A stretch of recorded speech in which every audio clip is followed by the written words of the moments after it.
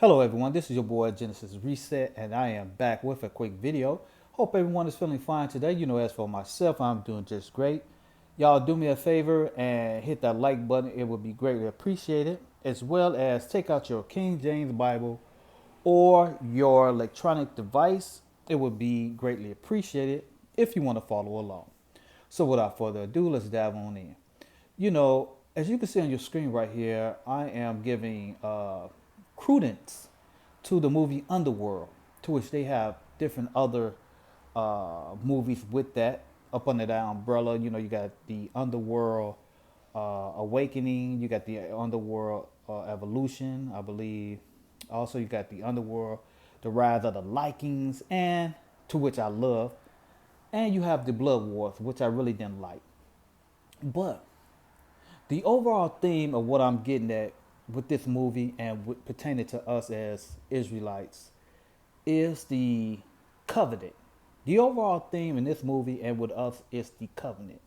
And it's to stay within the guidelines of that covenant. That is the essence of this movie, and that is the essence pertaining to us. The vampires have their covenant, and the werewolves have their covenant. And they both are to protect that covenant, to make sure that the guidelines stays within each other, to keep them alive, to keep them safe. Because if anything happens to one of the vampires or one of the werewolf, the covenant governs all of that. Law governs everything to keep you protected. And a lot of us don't even understand that, because that is our lot in life, even with animals and whatnot. That if one of the, like wolves, for instance, if one of the wolves get hurt or some lion come up or whatever the case may be, all of them rally behind the wolf. And certain other, whatever the case may be, whatever animals, like with the ants, there's protocol to keep us safe, you know, because without a covenant, without law, and without guidance, you're nothing more than a whore. You're nothing more than a scumbag that nobody really give no fear to you. They just brush you off. They take advantage of you, and all these other things. You have no protection, and this is, a lot of us really just don't understand that. In this world, this is what it is. We are a family. A covenant governs each other family, and they have these guidelines to protect one another. And whether you like it or not, that's life.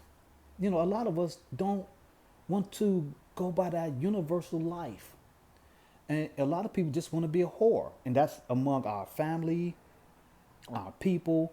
They just like, look, I just don't want to go within this covenant. I just want to be like what they do in the 60s. They just want to be free to, pollinate and all these other people and these plants, just like a bee, just buzzing to one people to the next. That ain't nothing more than a euphemism of being a whore, but I digress. So anyway, we have Victor here to protect the vampire covenant, and that's his job. That's what he's supposed to do, right? There's nothing wrong with that. And Lucian over here to your left, he's the leader of the werewolves. He's supposed to protect the werewolf. There's nothing wrong with that. This is their family. This is their bloodline. And speaking about bloodline, just a little quick something, right? In college, I learned a little bit in biology. It's called mitochondria, right? And it got something to do with the blood cells. But just make a long story short, your body understands certain things that you eat, and it has a blueprint with it, right? Say, for instance, you eat an apple, right? You eat an apple, and within that apple, there are instructions. You just don't know. You got cells in this apple and whatnot.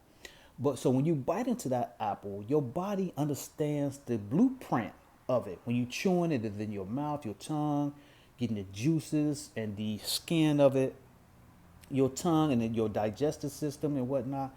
There's a blueprint within all of that to digest it. It's called a mitochondria within your cells and whatnot. And it breaks it down to the sugars to give you energy, right?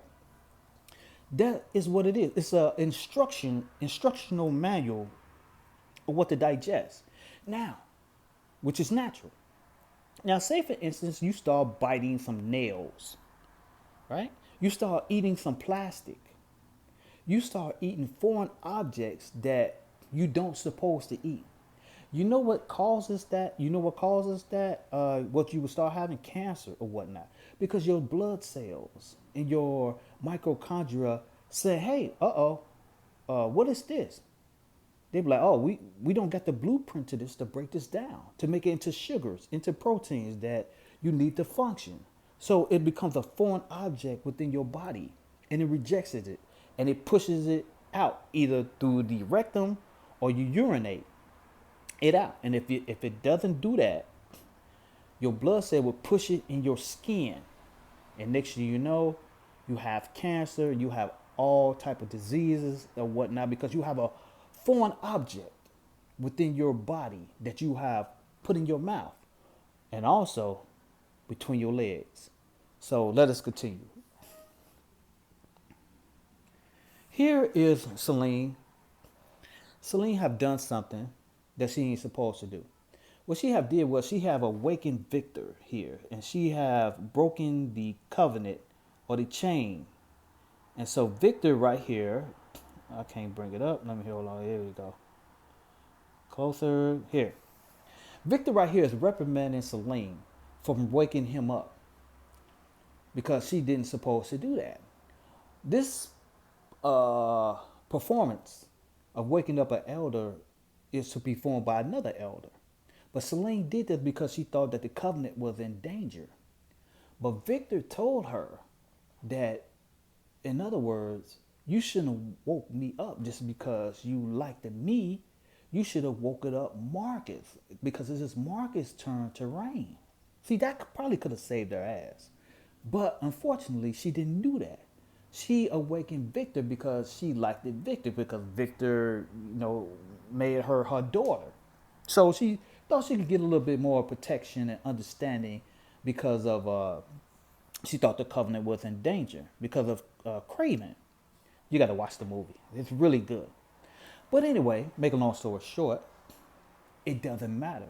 She have broken the chain and she have broken the covenant, and now Celine must be judged, right?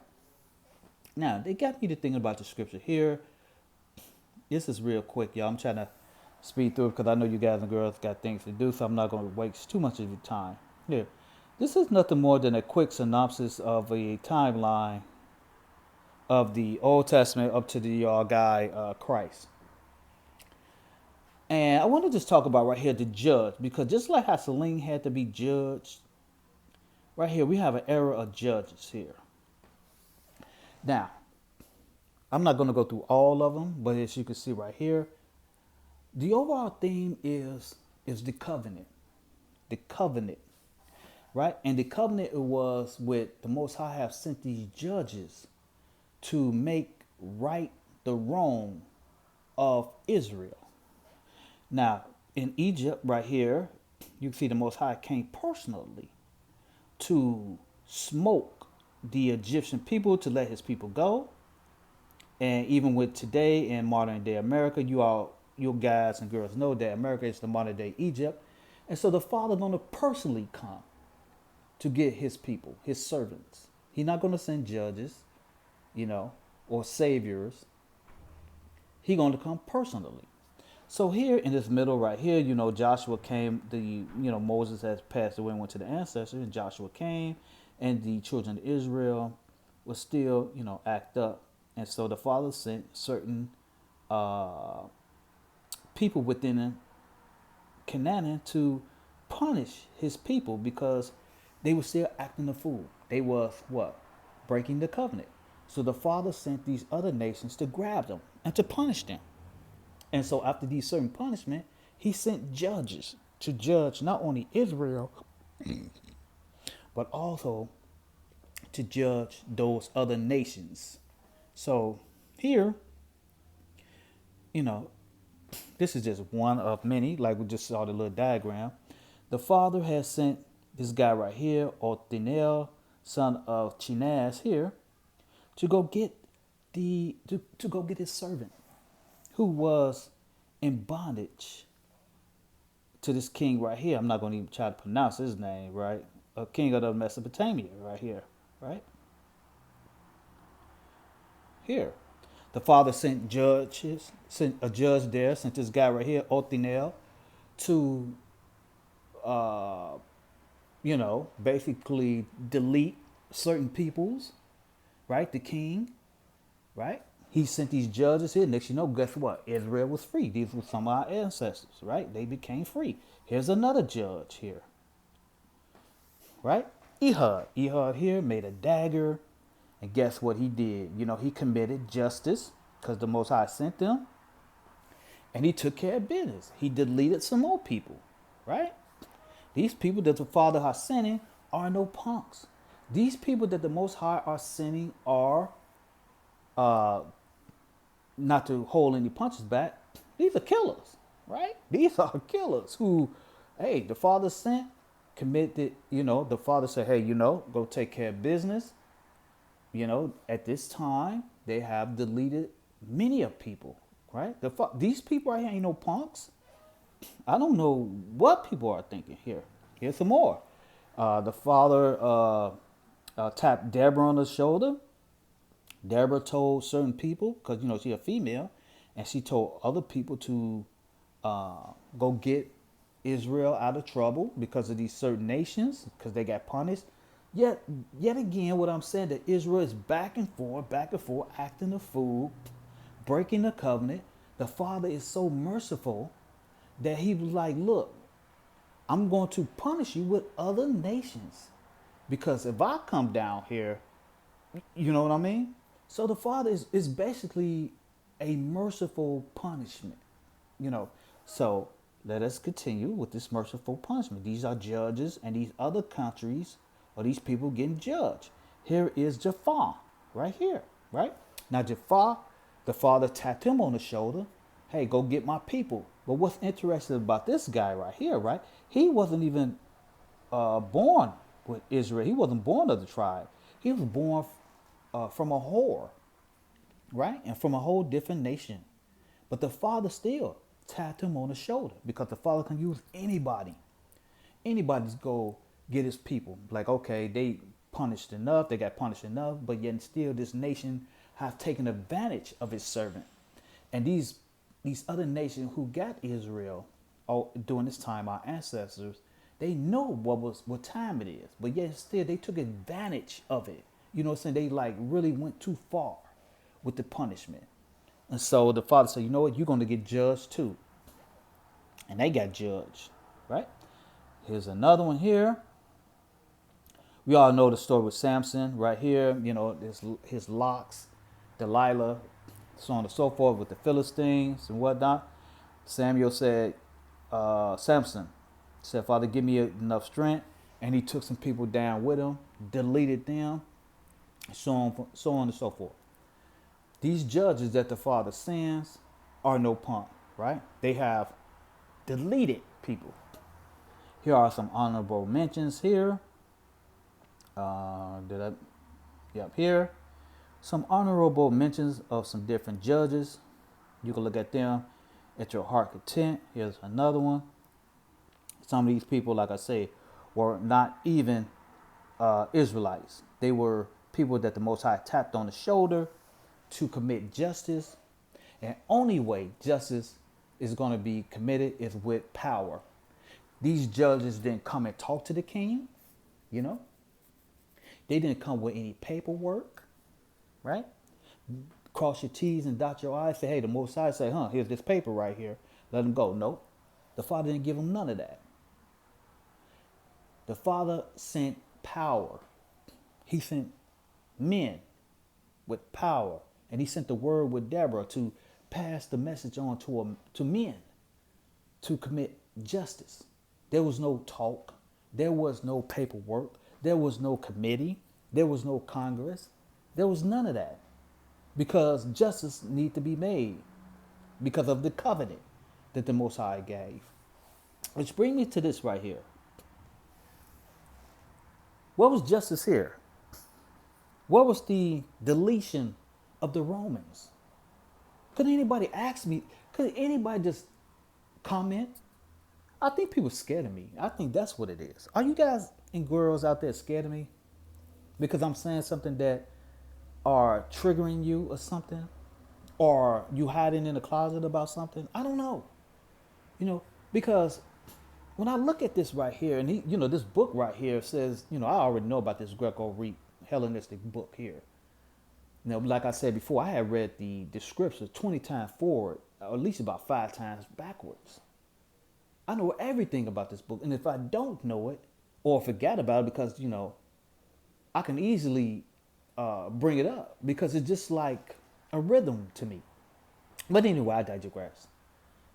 Where is the deletion of the Romans?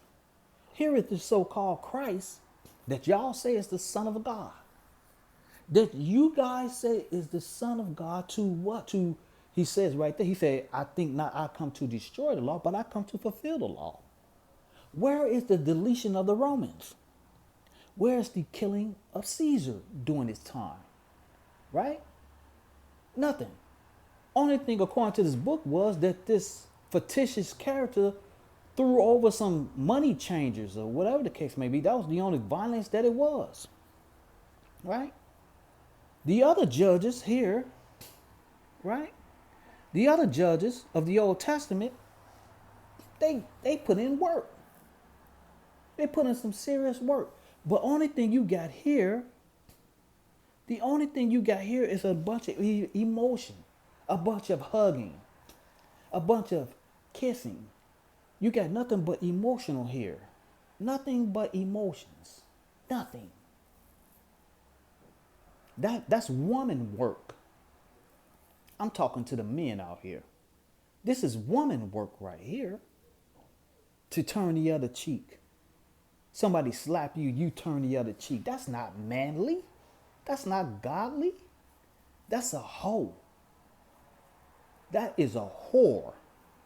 Only a whore take abuse like that.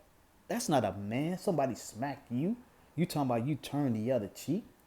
Somebody do you wrong. You go in a closet and cry. No. That's not manly. That's some called this is some New Testament crap. This is some Greco-Roman stuff. When are we going to wake up? And I'm not talking about no violent stuff. No, I'm talking about you understanding your holy covenant that you are bound by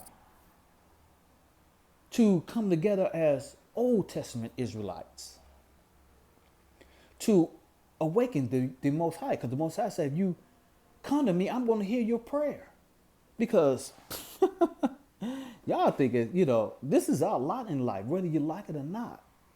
Whether you like it or not. We don't have an army. These people ain't going to give you enough bullets. You think you finna take on these people? They got allies after allies after allies. And then if your allies don't get you, guess what? They're going to sabotage you with your own people. You ain't finna win over here like Michael Jackson in the Wizard of Oz. You can't win. You can't win, dude. We need the Most High. And you know what? I digress. Let me just stay focused here. This right here has destroyed us. They made him, first he was white with thorns on his head, because that is a sign too, because the Most High told us that even when Adam and Eve and whatnot, when Adam messed up and Eve messed up, he said thorns and thistles going to come about. A thorn and a thistle, they put a crown of thorn on his head. See, that right there is a sign too. Because thorns and thistles are not signs. You know what thorns and thistles are? In other words, are sellouts, traitors, and backstabbers. That's what thorns and thistles. That's why we can't make it. A crab in a barrel. All that. All of that. This right here, this book ain't talking about nothing but hugs and kisses. Right? Hug and kisses and crying and worship some white man on a stick. You got to be out of your rabbit ass mind to think that the Father had a son. Like I said before, and I'm going to say it again. The Father said he lives forever. What the fuck is he doing with a son? And in other words, the Father would never, in the Old Testament, and it was really called the Book of Remembrance. Book of Remembrance. Y'all, could y'all listen? The Father ain't never allowed none of his children to be used as a human sacrifice. Do anybody understand that? Or is that just me and a few other people? Do anybody care about that? You know, that's brutality. That's murder. That's a horrendous murder. To nail somebody on the cross. The Most High ain't never sanctioned that for sin. That don't even make sense. The Father ain't. Have y'all ever read any of the thing that the Father wanted? He said he wanted, goats. He wanted pigeons, turtle doves, and so on and so forth. These are things because of the certain smell that the Father liked. These things, and then the Father would like burn it and whatnot. What's this right here? What's this screen right here? What's this book talking about? If this thing is true, this is a human sacrifice. That's an abomination, ladies and gentlemen. That's murder. The Father ain't never sanctioned that for his own children. That he breathed in Adam's nostril. That he made from the dirt. And his seed, and Abraham, and Moses, and so on and so forth. This is what y'all are telling me. This is what this insanity that the Father, that y'all really believing. But yet still the Father said that you guys and girls going to do that. Even when Moses passed away, they really ran them up. But hey, you know what? I digress. Let me continue here, right? Let me shut it down right here a little bit. Here. The Father said this. The Father ain't never changed. The Father have not changed not one bit. Even in the last book of Malachi, he said that's why the sons of my servant or my sons of Jacob not consumed, because I haven't changed. Father said I'm going to correct you in time. Like I said, the Most High, we have free will, y'all. Free will, and that's the covenant. The Holy Covenant is the Father saying, hey, look, there's a lot of people out here in this world, right? There's a whole bunch of people. You got, Asians, different type of Europeans, and they believe all these other different things. That's their thing. That's their covenant. That's their God, or whatever case they believe in. That's not our lot in life. We are identified by this holy book. We're identified by this holy covenant. Just like your fingerprint, right? Just like you open up a book, like a dictionary. You open up a dictionary and you try to figure out what does a duck do, right? So you open up the dictionary and you be like, oh, a duck got web feet, but you got 4 or 5 different birds on there. You got a duck, you got an eagle, you got an ostrich, whatever the case may be. And so you do deductive reasoning within this book or within this bird to identify it. And that's the same thing with our Holy Covenant. That's the same thing with the Book of Remembrance, the Old Testament. You read it and then you identify it. You be like, hey, this is these people right here. The so-called black, the so-called Black America, the so-called Negro, the so-called African American, the so-called FBA now. Hey, you know what? Hey, it is what it is. Because, no, I'm not going to do that just yet. I'm going to wait for that. So, it's an identification marker, ladies and gentlemen. And so here, in Malachi, the Father said, hey, I don't change, but you guys going to change. That's why we're not consumed. And that's a beautiful thing, And that is our holy covenant. That the Father says he don't change. Because if he changed, we'll be in deep shit. We'll be in big trouble. Right? If the Father changed, we wouldn't even be Israel. We would be, I don't know. We wouldn't be anything. It's a covenant. Just like Victor, protecting, it's a movie, protecting the covenant, protecting the bloodline. Just like Lucian, protecting. And so, but he kind of went, left. But anyway, I digress. That's going to be the lesson for today. Like I say, it's a great movie. I think it got some great credence to Victor punishing Celine because she have broken the holy covenant, and yet it hurted him because, like he said, she was like a daughter unto him. And you think this not help? You think this not hurting the Most High by whoring ourselves to this so-called white man on the cross and all these other different deities, or these so-called different fake deities at that? But hey, the Most High said that that's what we're gonna do, but not me.